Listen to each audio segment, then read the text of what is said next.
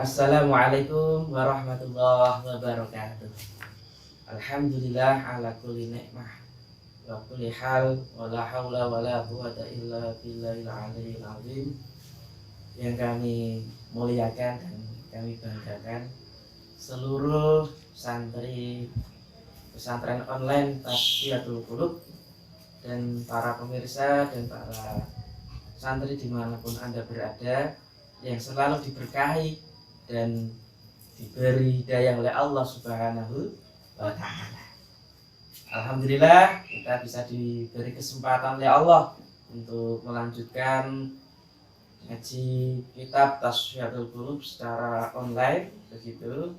Dan mudah-mudahan kita sabar dan kuat untuk selalu istiqomah di dalam kebaikan. Amin ya rabbal alamin. Mari kita mulai ngaji pada malam hari ini. Kita baca satu surat Al-Fatihah, kita tujukan kepada baginda Rasulullah Muhammad Shallallahu Alaihi Wasallam beserta keluarga dan sahabatnya. Begitu juga para alim ulama dan khususnya penyusun kitab ini yaitu Syekh Abdul Wahab Asy'arani.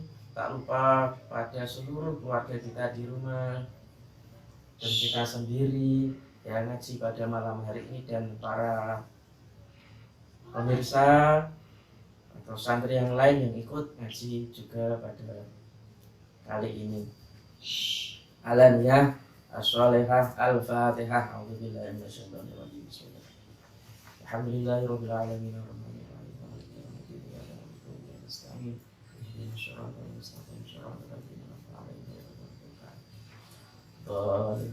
Mari kita lanjutkan ngaji kita halaman 3 ya. Baris ketiga dari bawah. Ya Aliyu, wahai Ali, idza ghadiballahu. Idza itu adat syarat ya. Syarat pasti nanti ada jawabnya. Apabila Allah marah, ghadiba itu marah, ghadab, ala ahadin pada seseorang. Apabila Allah marah pada seseorang, nah ini jawabnya, razaqahu, maka Allah memberikannya rizki, malan haraman, berupa harta yang haram. Jika Allah marah pada seseorang, Allah memberikannya rizki berupa harta yang haram, maka jangan sampai kita itu membuat Allah marah. Karena tentu Allah akan menguji kita, akan diberikannya rizki dari harta barang sesuatu yang haram. Kita tahu bahwa apa gunanya ibadah ketika seseorang itu masih makan minum dari harta yang haram. Apa gunanya sholat ya, puasa, zakat atau ibadah sedekah atau yang lainnya ketika masih dibarengi dengan makan atau mencari harta yang halal, yang haram. Ini halal otomatis ya baik, kalau haram itu tidak baik. Bagaimana Syekh Ahmad bin Ruslan dalam kitab Zubat dijelaskan bahwa wa ta'atum mimman haraman yakulu mislul bina'i fawqa maujin yuj'al.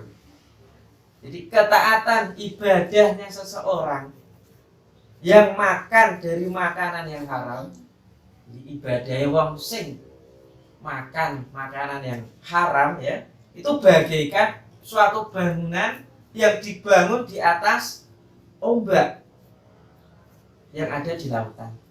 Jadi sampean makan haram, minum yang haram, bekerja dengan yang haram, mencari rezeki dengan jalan yang haram, itu ibarat mendirikan bangunan di lautan atau di atas ombak yang pada akhirnya akan rusak dan tidak ada gunanya. Na'udzubillah min dari ibadah tidak direken, nggak ada gunanya sama sekali. A'udzubillah min dzalik. Kita lanjutkan, fa idza istada yastaddu, maka apabila sangat, apanya yang sangat, ghadabuhu, kemarahannya Allah itu sudah banyak, atau ketika Allah sangat memarahinya, alaihi ing ngatasi man, atau kepada orang itu, ketika Allah sangat memarahinya, wakala bihi, wakala itu jawabnya idza tadi, maka Allah akan mewakilkannya seorang apa? Kok seorang? Satu setan kepadanya. Maka Allah akan mewakilkannya setan kepadanya. Kalau makan yang haram sudah tidak diwakili Allah, tapi wakilnya tapi setan. Apa tugasnya setan di sini? Yubarikulahu, yaitu memberi keberkahan.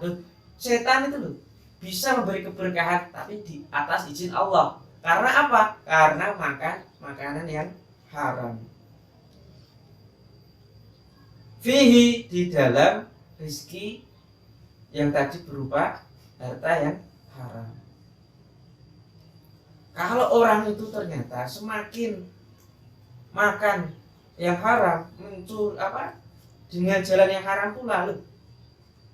Keberkahan itu berdatangan, tapi dari setan. Enggak tambah baik ya, tambah rusak. Na'udzubillah ya Allah.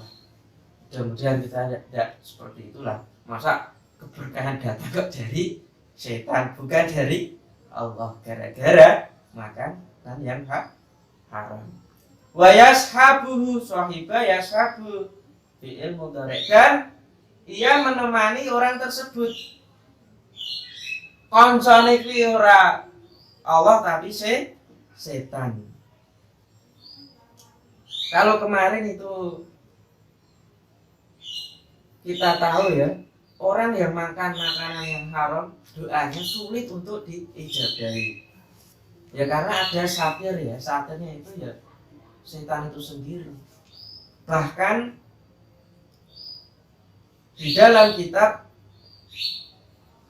Ghayatul Bayan fi Syarh Zubat, Ibnu Ruslan tadi mengatakan bahwa pernah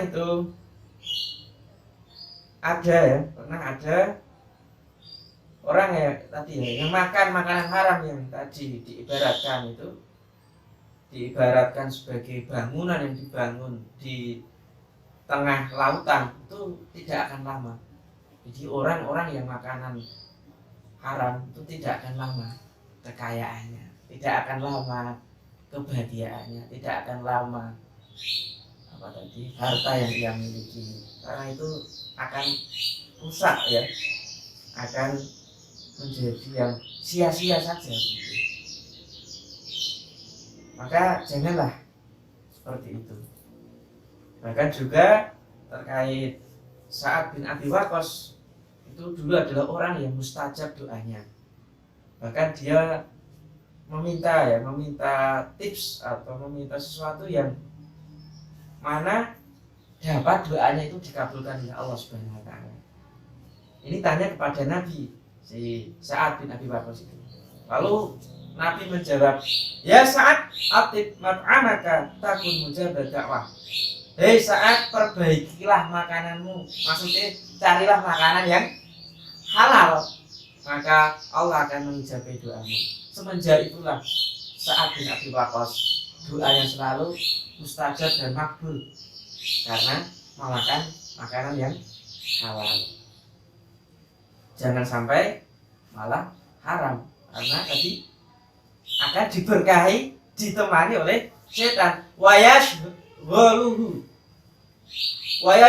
dan menyibukkan. Setan itu menyibuknya itu pada akad tadi dengan dunia, akan disibukkan dengan dunia, anidin, dari agama. Setan itu akan menyibukkannya dengan urusan-urusan dunia tidak dengan agama.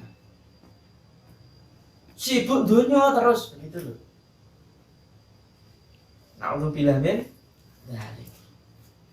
Dunia materi saking enaknya loh, hasil korupsi, hasil jambret, hasil mencuri, hasil hal-hal yang tidak dibenarkan oleh syariat, lupa ibadahi. Karena orang yang makanan haram itu akan menutupi dirinya untuk berbuat baik, untuk taubat, untuk iling marang Gusti Allah, untuk mengingat Allah itu sulit karena sudah ditutupi oleh hal-hal yang haram. Wa yashalu, dan memudahkan baginya umura dunyahu, memudahkan baginya umura ing atau maf'ul bih objek dunyahu, dari urusan dunianya lebih mudah. Jangan kira ya para santri, wong sing punya kekayaan itu mudah, itu mencari rezeki itu mudah.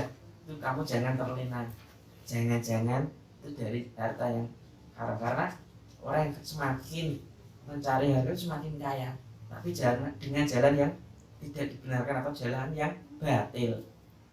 Kalau kamu panjenengan semua ingin kaya dadakan, silahkan korupsi, silahkan mencari pesugihan, silahkan jambret, silahkan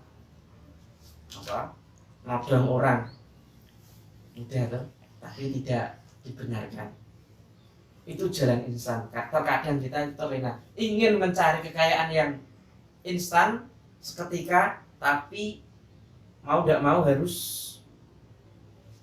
cari dengan jalan yang haram. Na'udzubillah min dzalik. Wa yaqulullahu ghafurur rahim, dan Allah yang maha pengampun dan maha penyayang berfirman, berarti ini hadis qudsi.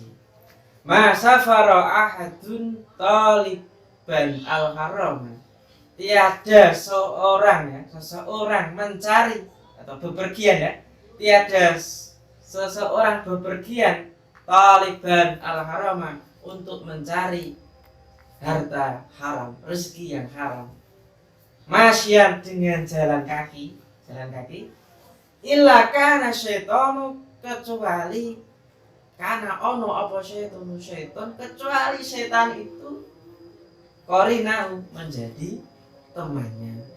Jadi kalau orang yang berjalan kaki itu setan menemaninya ketika ia jalan kakinya bertujuan untuk mencari barang atau harta yang santai saja. Rumahnya sudah pada tutup, pada tidur, apalagi ini hujan, pasti berhasil. Begitu godaannya setan itu. Mumpung sepi ini, tidak ada yang ronda gitu loh. Oh, itu kesempatan itu setan untuk menggoda orang yang ingin mencari harta yang haram. Pasti banyak godaannya begitu. Na'udzubillah min dzalik. Wala raqiban ila kana radifahu, dan tiada orang mengendarai ila kana radifahu, kecuali setan itu memboncenginya. Ketika naik sepeda ontel, setan bonceng di belakangnya. Naik motor, ikut di belakang. Naik mobil, di dalam mobil. Naik kereta api, ikut. Naik pesawat, ikut semua. Na'udzubillah dari itu ada dumpang itu, hubungannya sepi. Apalagi kalau dulu saya pernah itu naik bis ya ke Solo gitu, ada orang yang dipepet, ternyata itu gerombolan pencopet. Masya Allah. Kadang pencopet itu berdoa, ya Allah, mudah-mudahan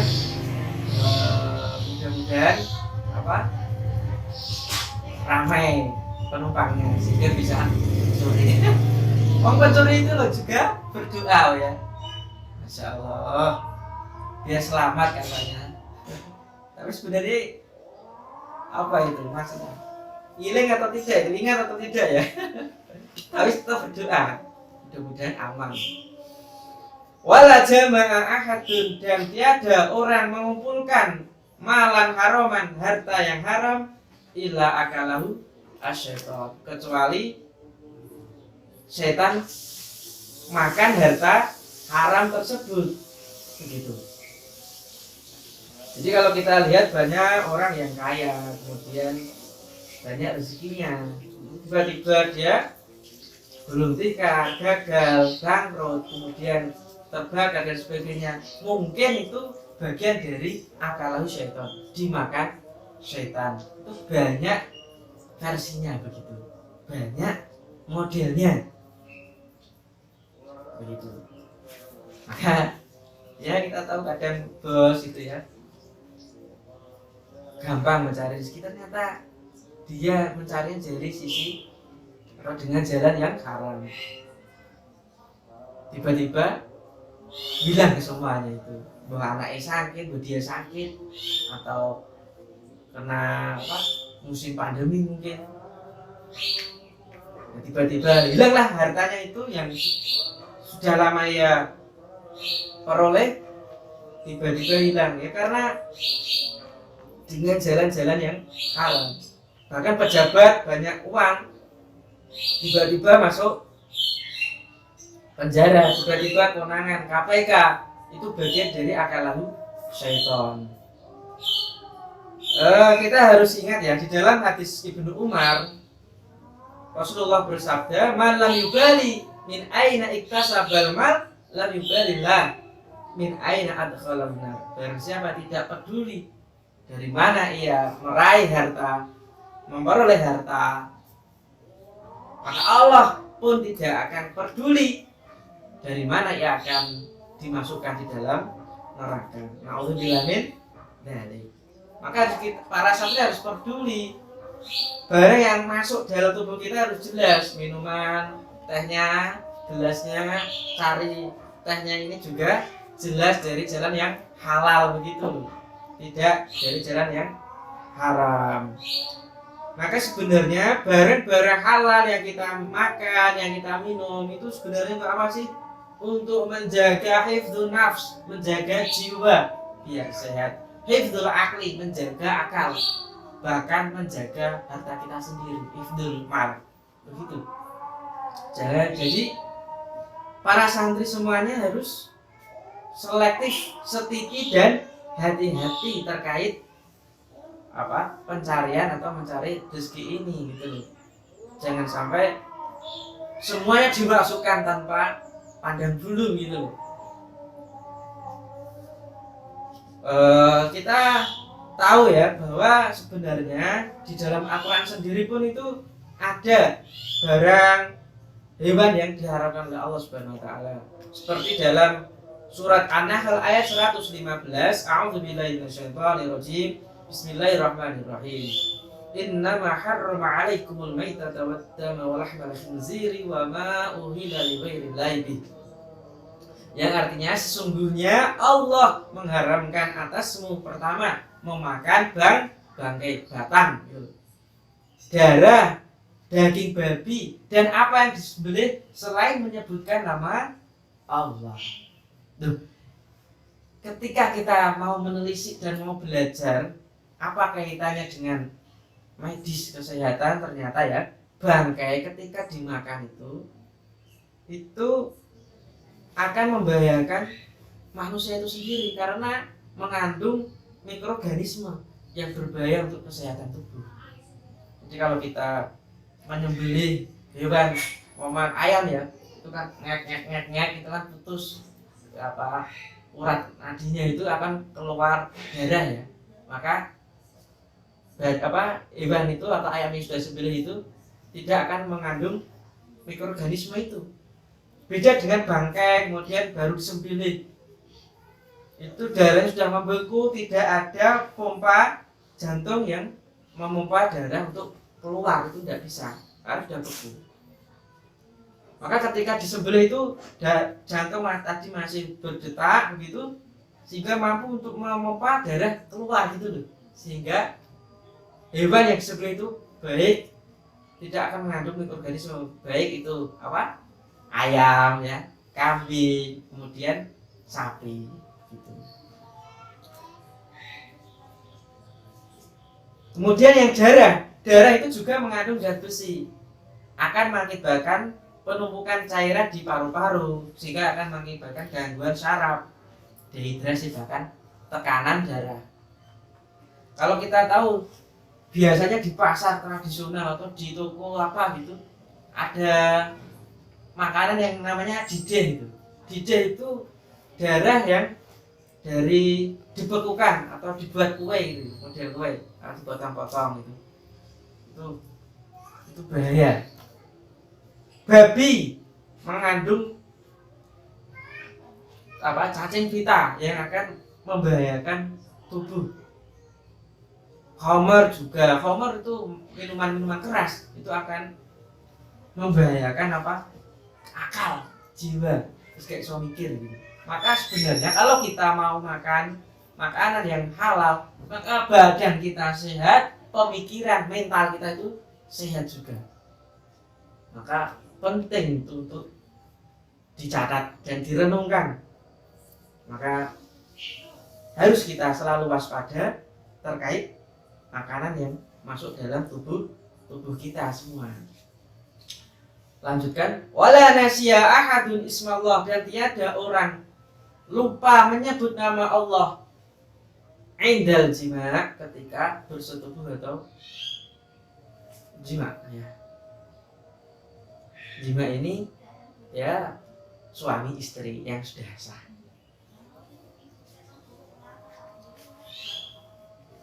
Illa syarakahu, kecuali asyetonu ya. Illa syarakahu syetonu fi waladi, kecuali setan pasti ikut menemani fi waladi, di dalam anaknya, artinya ikut jina, ikut bersetubuh. Na'udzubillah min dzalik. Itu loh, Masya Allah. Jadi dalam hadis pernah diriwayatkan doa jima itu bismillahi Allahumma jannibna syaitana wa jannibi syaitan ma razaqtana. Ya Allah, dengan menyebut nama Allah, jauhkanlah kami dari setan, dan jauhkanlah setan dari apa yang telah Engkau rezeki. Artinya apa? Jangan sampai setan itu ikut jima, ikut bersetubuh, karena itu akan berpengaruh terhadap anaknya, begitu.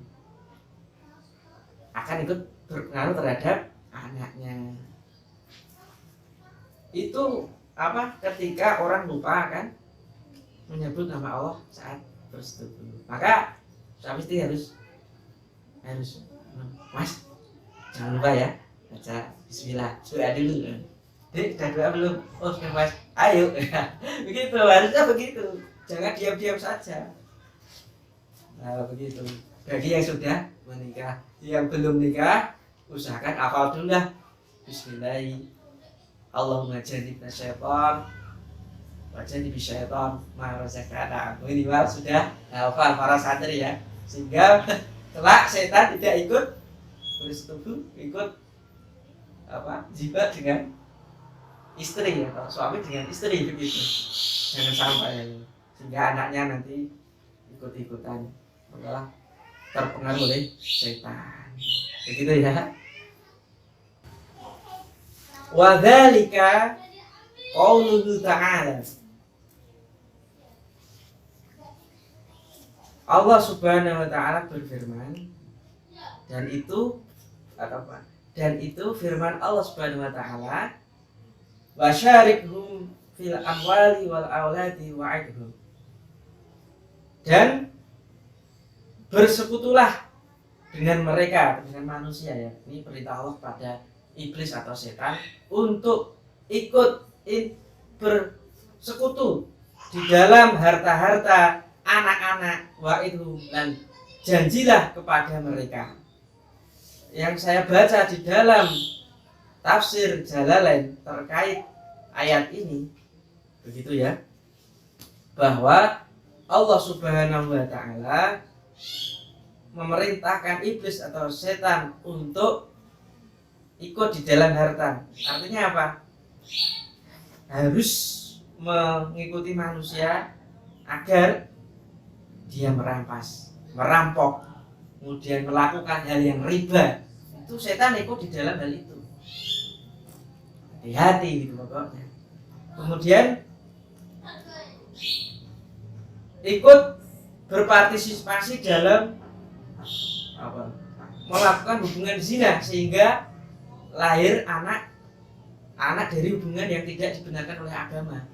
Maka ada anak zina itu ya, anak hasil dari perzinaan, itu setan itu sebenarnya ikut berpartisipasi. Maka yang pacaran hati-hati, setan itu ikut orang lain berpacaran, maka fatalnya dia akan membisiki, tidak apa-apa, tidak masalah, pakai alat kontrasepsi, tidak masalah, nggak ada yang lihat kok. Itu kan kalau benar-benar terjadi kemudian hamil anak, itu anak yang tadi awalnya hubungan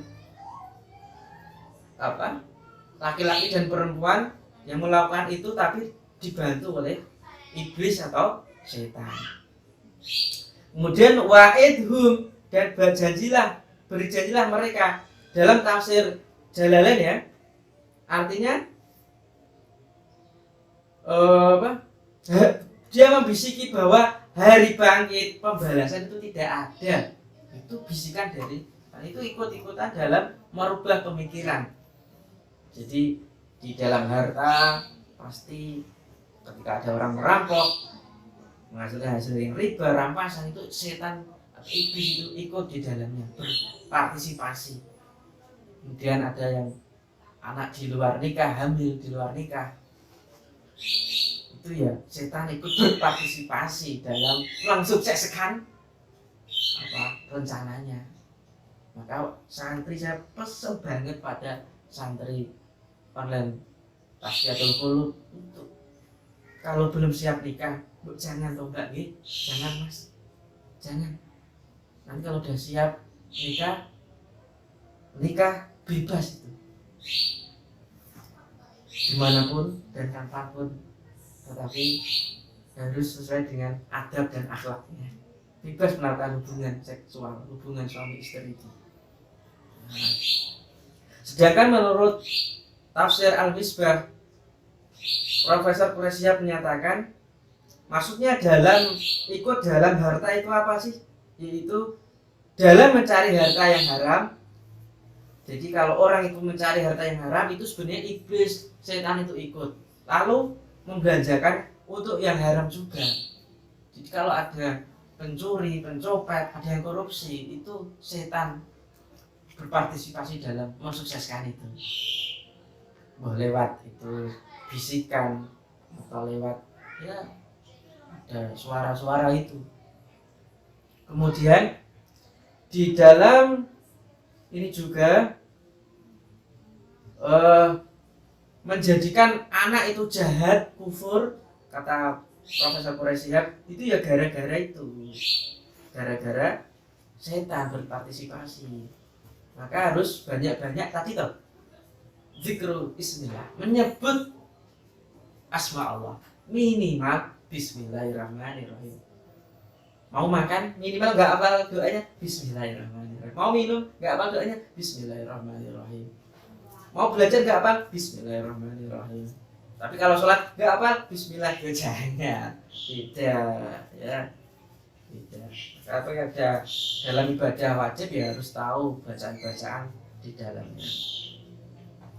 Lah tadi ya terkait anak tadi itu Ibnu Jarir mengatakan jadi anak dari hasil hubungan gelap yang tidak dicayai oleh pernikahan.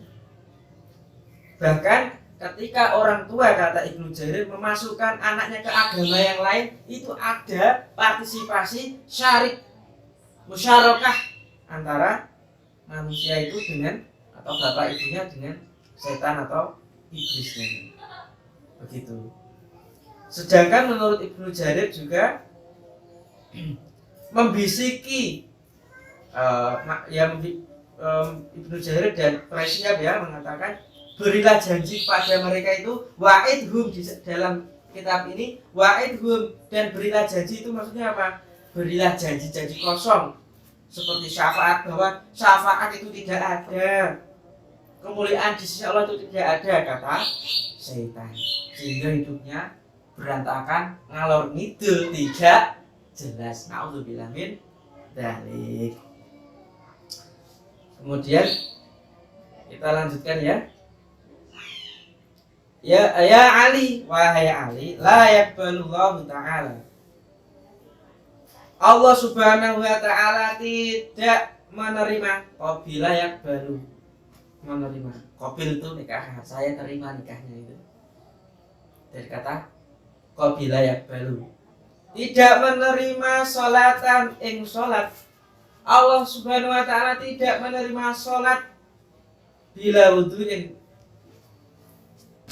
yang dengan tanpa wudu, dengan tanpa wudu terlebih dahulu. Wala sodakotan dan tidak menerima sodakoh minal harami dari harta yang haram. Allah tidak menerima sholatnya orang yang tanpa diawali dengan wudu dan tidak menerima sodakoh sedekah infaknya seorang yang dihasilkan dari jalan yang haram. Kenapa Allah Subhanahu wa ta'ala tidak menerima sholatnya seseorang yang dengan tanpa wudu? Loh, secara analogi ya, coba yang sudah menikah dulu saat mau ke mertua itu, dulu saya kalau mau ke rumahnya mertua itu pasti mandi dulu, pakai baju yang bersih, tampilannya matching begitu loh, sehingga diterima. Kalau orang enggak pergi ke rumah mertua tapi bajunya juga hari bau badek, burket keleknya itu pasti nggak akan terima.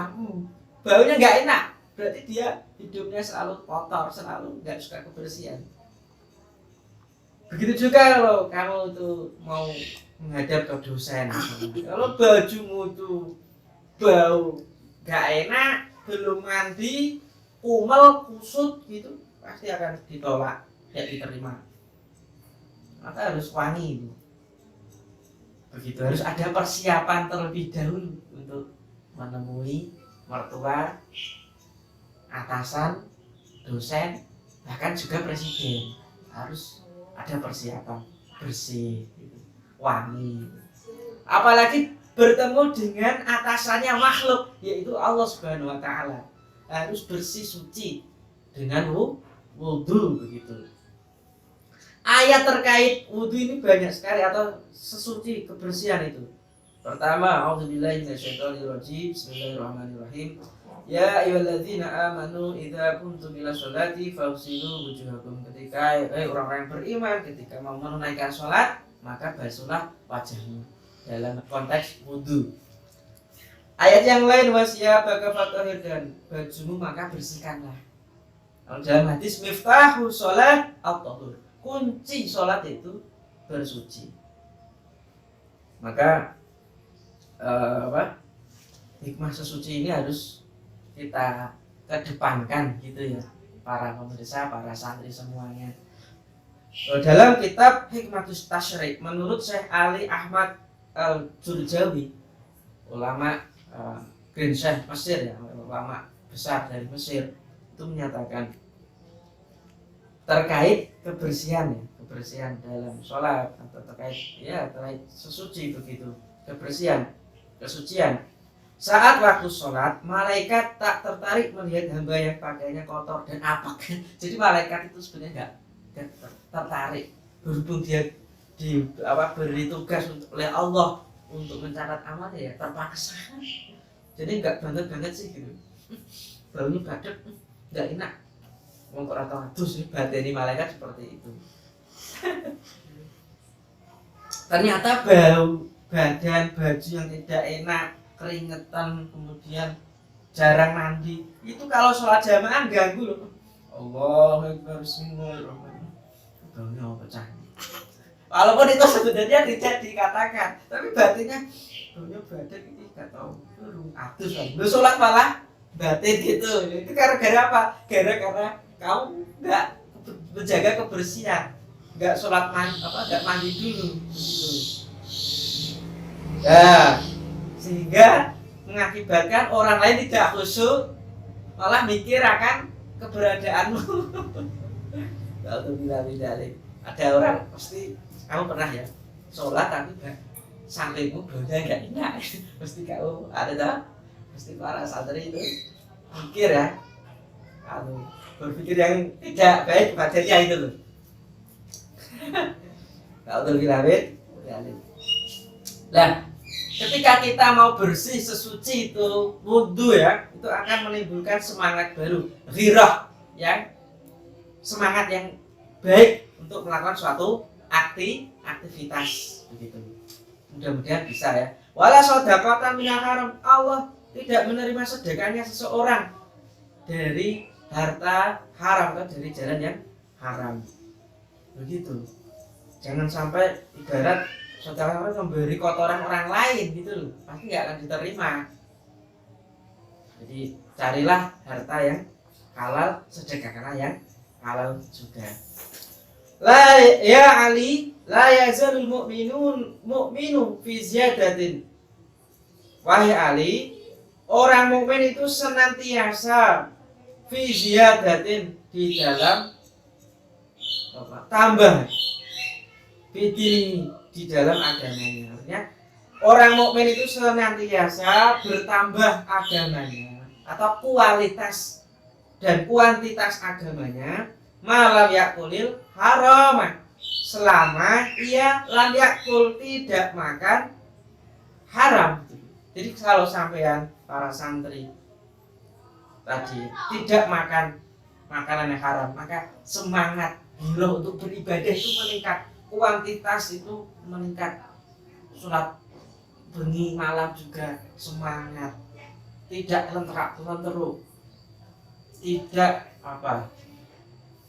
malas-malasan itu. Jadi para santri, kalau kita sebenarnya malas-malasan, angel sholatnya itu mungkin gara-gara kita sering makan yang haram. Walaupun tidak menerus, tapi mungkin ada bagian makanan yang kita makan gitu, sehingga mengakibatkan kita itu malas untuk beribadah. Maka makanlah makanan yang halal, nilai kualitas dan kuantitas ibadah kita naik drastis begitu. Ingat, wa man faraqal ulama'a mata qalbu, barang siapa yang berpisah ulama dengan para alim ulama, maka mati. Apa yang mati? Qalbu, hatinya. Jadi, kalau para santri sudah berpisah, jarang ketemu, tidak pernah mengaji, tidak pernah bergaul, tidak pernah berinteraksi dengan para ulama, lama-lama hatimu akan mati. Maka beruntung para santri online, tetap kalian ngaji, tetap kalian mencari ilmu dengan saya begitu. Dengan mudah-mudahan itu menjadi hatinya semakin berkembang, hatinya semakin luas. Rasulullah Shallallahu Alaihi Wasallam pernah bersabda, fadlul alim alal abid kafadlil qamar lailatal badr ala sairil kawakib. Ini di dalam kitab Lubabul Hadis. Keutamaan seorang yang alim terhadap dibanding dengan orang yang ahli ibadah itu seperti keutamaan malam bulan ya, pada malam Lailatul Qadar, Lailatul Badr, ala sairil kawakib. Itu ibaratnya keutamanya bulan purnama dibanding dengan seluruh galaksi, seluruh bintang atau seluruh yang ada di angkasa. Begitu. Jadi orang-orang yang tadi berpisah dengan alim ulama, hatinya akan mati. Maka harus kita sering-sering berinteraksi, ngaji dengan alim ulama, minimal seminggu sekali di pesantren online Tasfiyatul Qulub. Itu dalam rangka apa? Untuk tadi ya, untuk tadi apa? Agar hatinya tidak mati, tetap berkembang, tetap bersih, itu bersinar begitu. Di dalam Lubabul Hadis kitab itu disebutkan juga akrimul al ulama, muliakanlah ulama, fa innahum indallahi kurama. Kan sungguhnya para ulama itu di sisi Allah itu adalah orang-orang yang mulia, mukramuna, dan dimuliakan gitu. Jangan jauh-jauh dari para alim ulama, ngalati gitu loh maksudnya. Maka para santri online dimanapun Anda berada, ayo kita sering memuliakan ulama, minimal silaturahmi. Kalau sudah meninggal diziarahi, begitu. Itulah apa akhlak dari seorang santri. Bahkan di dalam hadis riwayat Ahmad, Tirmidzi dan Abu Dawud disebutkan bahwa innal ulama'a warathatul anbiya. Sungguhnya para ulama itu adalah pewaris nabi. Innal anbiya, sungguhnya para nabi lam yuwarithu dinaran wala dirhaman. Para nabi itu tidak mewarisi dinar dan uang dirham. Innama warathul ilm. Sungguhnya mereka itu mewarisi ilmu. Faman akhadha bihi akhadha bihadil babil. Barang siapa yang mengambil ilmu darinya, dari para nabi yang diturunkan kemudian para alim ulama, maka dia telah mengambil bagian yang banyak. Maka tetap mengaji, tetap mencari ilmu, baik offline langsung di kampus, di majelis ilmu, atau yang berbasis online seperti pesantren online Tasfiyatul Qulub. Berarti para santri insya Allah tidak rugi, tidak menyesal, banyak manfaatnya mengikuti pesantren online ini, begitu ya. Jadi jangan sampai kita itu nyengiti, tidak suka orang yang alim atau orang ulama. Wa amiyah an ta'atillah, kemudian dan buta mata hatinya mati, wa amiyah dan buta matanya an ta'atillah dari ketaatan kepada Allah Subhanahu wa ta'ala. Itu kalau jauh-jauh dari para ulama, maka lama-lama dia akan buta, artinya tidak mengerjakan ibadah-ibadah, tidak paham terkait ajaran-ajaran agama. Semua ditabrak, semua dimakan, semua diminum tanpa pandang bulu gitu. Maka faedahnya sangat banyak ketika kita mau mengaji berdampingan dengan ulama walaupun dengan online gitu. Apalagi dengan offline gitu. Saya sering berinteraksi dengan guru saya lewat ya online juga, ada yang offline. Bahkan saya itu para santri, para pemirsa, saya mewajibkan diri saya dan keluarga saya minimal itu sekali sebulan harus silaturahmi dengan para ulama. Begitu. Kemarin saya ketemu Yai Agus itu di bulan ini ya, bulan ini Yai Agus IT, Ketua MUI Kota Salatiga, saya ketemu. Kemudian ketemu dengan Prof. Mansur, Dekan IAIN Kota Salatiga, ketemu, hanya saja beliau baru sakit begitu. Mudah-mudahan segera sembuh dari penyakitnya, amin ya rabbal alamin. Jadi beruntung sekali para santri yang bisa ketemu, sering ketemu para ulama, karena hatinya akan berkembang menjadi bersih, berkembang menjadi bersih dan bahkan bersinar. Dia tidak akan buta terhadap ajaran-ajaran agama, sehingga mengarungi kehidupan ini dengan mudah, dengan cahaya-cahaya yang benar-benar dicahayai oleh Allah Subhanahu wa taala dan para rasulnya dan para ulama-ulamanya. Begitu.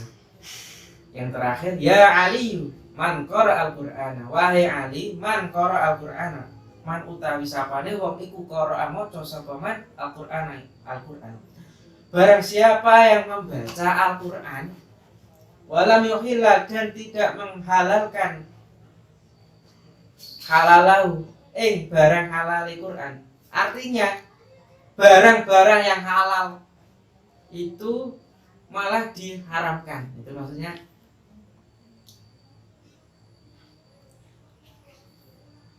man lam yuhilla halal barang dan tidak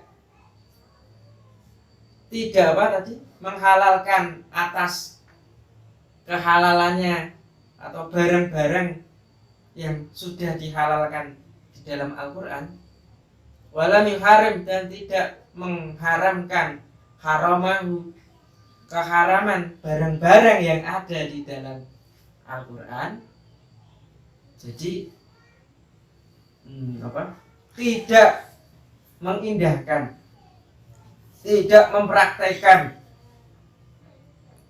kehalalan yang ada di dalam Al-Qur'an dan tidak juga mempraktekkan barang-barang yang haram yang ada dalam Al-Qur'an. Artinya kalau halal ya dimakan, diminum, dicari yang baik gitu ya. Kalau haram ya tidak dimakan. Itu prakteknya maksudnya tidak dimakan, tidak diminum gitu.